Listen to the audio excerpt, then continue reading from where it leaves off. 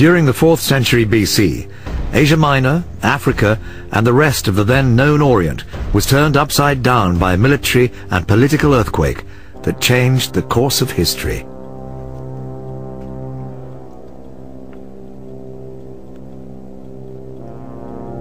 The man who brought about this upheaval was the youngest military adventurer in history, Alexander the Great.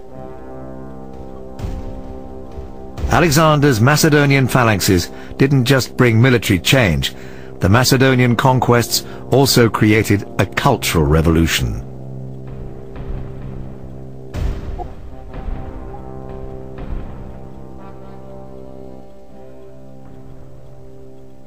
Alexander brought with him a Greek culture that was adopted, reworked, and transformed by artists from different ethnic backgrounds who drew inspiration from it and invented a new way of conceiving art. We now attribute this to the period known as Hellenistic. Alexander brought Ionia, the Phoenician region, and Egypt under his control. To the east he conquered the entire Persian Empire as far as the Indus River. After him, nothing was as it had been before. And now that its culture had spread everywhere, Greece lost its vital central role. Kingdoms sprang up in Egypt, Syria, Macedonia, and at Pergamum in what is now Turkey. These kingdoms signaled the dawn of a new period called Hellenism.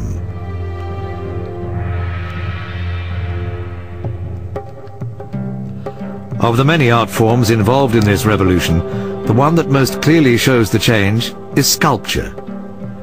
This is the celebrated Hermes of Praxiteles, discovered at Olympia, one of the most important works of art before Alexander, in other words, classic Greek art.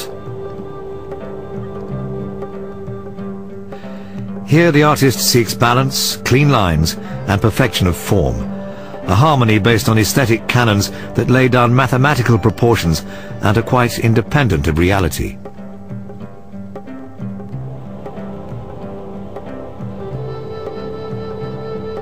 This statue is the Cleopatra of Delos.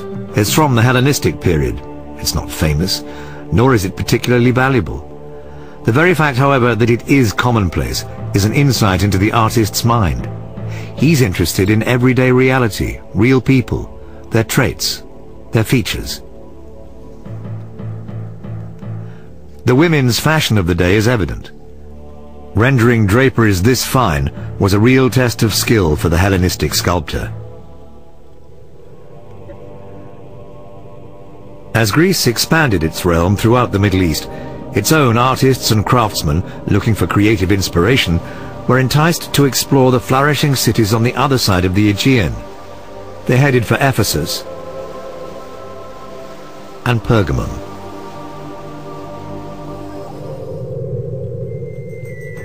In Ephesus, archaeologists found this frieze, a hunting scene, a wild boar pursued by an officer on horseback. Initially, they were puzzled. Greek art usually depicts scenes from mythology, and the hunter's clothes weren't what they expected.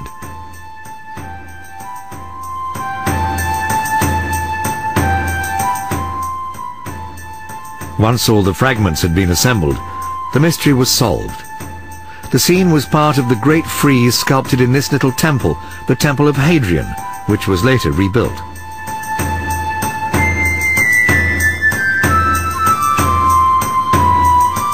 The stones tell a story in pictures, and by studying them, it's possible to identify the legend from which the sculptor drew his inspiration. Androclus, the son of the Athenian king Codrus, learns from the oracle of Apollo that he'll be driven out of Athens, and that a fish and a boar will choose a place for him to found a new city. Arriving on the coast of Anatolia, he lights a fire and cooks a fish. A spark starts a fire in the underbrush, and he sees a boar running away from it. Androclus chases the boar, and at the exact spot where he kills it, he founds the city of Ephesus.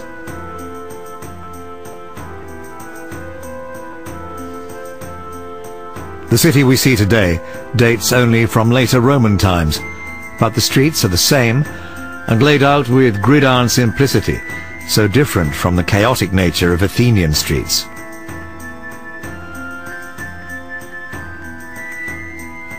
This method of laying out cities was born just south of Ephesus in the Hellenistic city of Miletus, the birthplace of the first urban planner to design orderly, regular cities. His name was Hippodamus of Miletus, and his theories regarding city planning spread first to other Greek cities, then to the Romans, who built their cities on regular line patterns, and have even influenced present-day urban planning. At Ephesus, the right-angled streets also served to differentiate between areas. This one, known as the Slope, was particularly wealthy. The houses have sumptuously decorated interiors. And here, carefully secluded in the side streets, is a brothel. Like many houses in the city, it was luxurious, with heating facilities and hot and cold water.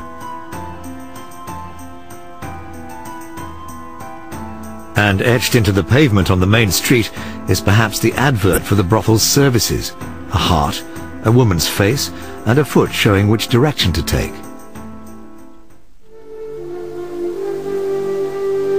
Here we see a great library built around a tomb. Archaeologists had never found anything like this before from the ancient world, a building obviously designed to house thousands of scrolls, and inside it, a sarcophagus.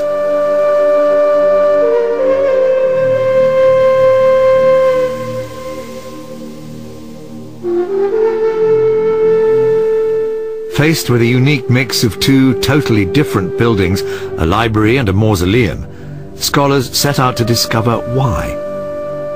To be buried, as in this case, in the center of the city, was an honor granted only to someone who deserved to be remembered as a hero.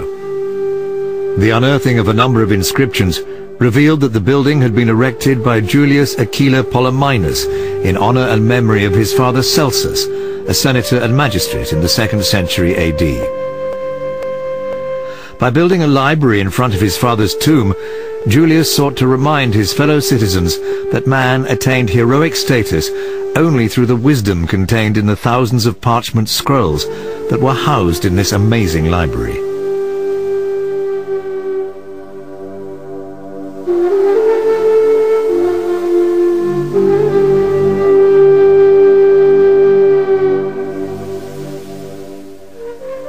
It's one of the finest examples of Hellenistic architecture.